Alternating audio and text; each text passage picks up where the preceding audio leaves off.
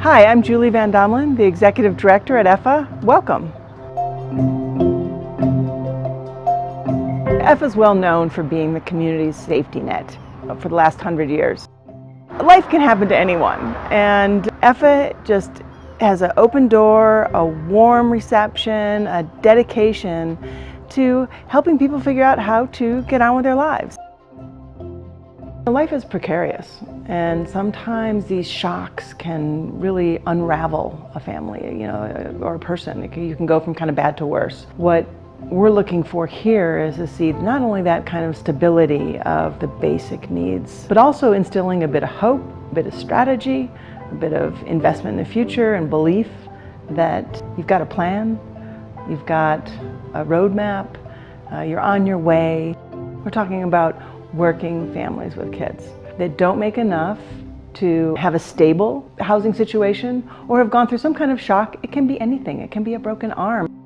So EFA has been really helpful in helping supply food for my daughter and I, and then also to help pay rent. Then I was in between work and then learned about the job program too, which has been really helpful. Without EFA, I feel like I'd be homeless, really. Right now, I don't know how I would have made ends meet a couple of the months that they helped me out, that I really needed it.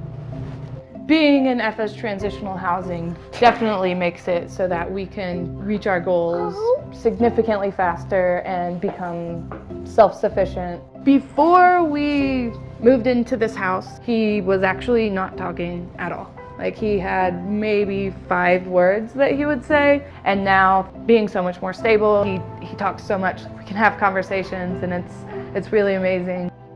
Having this home, especially here in this neighborhood, makes it much easier to maintain a stable home environment. Not only helping us to have a home now, but it's helping us to have a home in the future.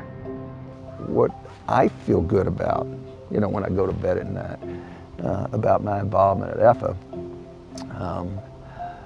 was the kindnesses that we showed to people and the tangible help we provided the families with these young kids and giving those kids a chance to go forward in life.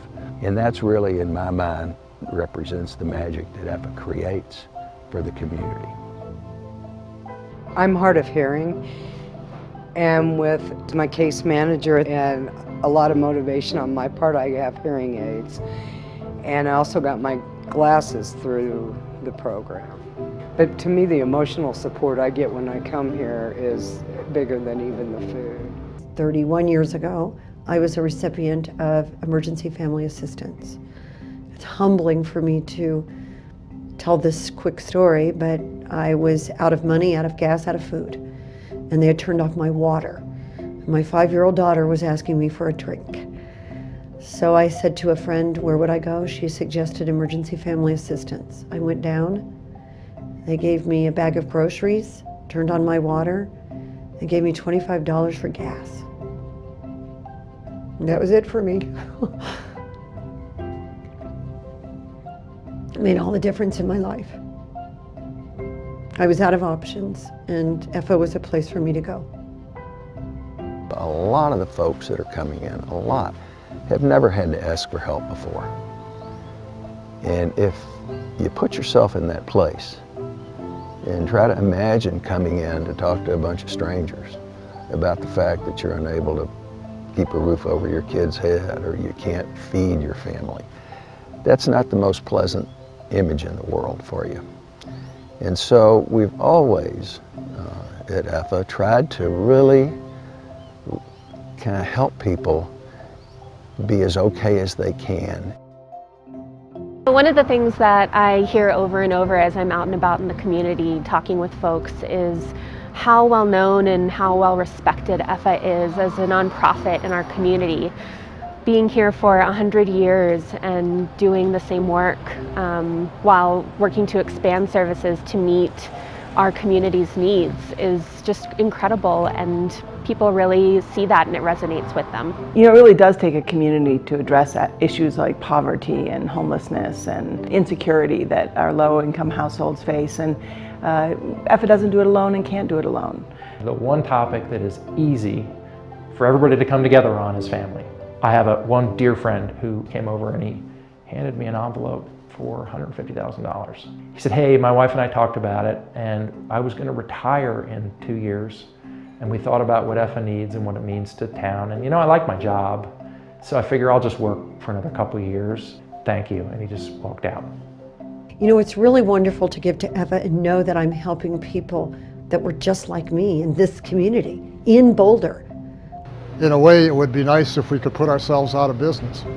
And then you would know that everybody would be getting what they need, but that's not happening and probably never will happen. So it's a good feeling to know that we're helping the community, and the people, our clients, really, really appreciate it. So when I think about EFA kind of past, present, and future, it came out of the community, right? As the history shows, with the faith community and business pulling together. When we go forward, it's going to have to continue to be owned and really be part of the core fabric of our community in order to meet these needs that are coming EFA's way in the future. Happy 100th birthday, EFA. Happy birthday, EFA. Happy birthday, EFA, on your 100th anniversary. Happy birthday, EFA. Can you say happy birthday? Thank you for being around for 100 years. I can't imagine the number of people you have helped. It's amazing.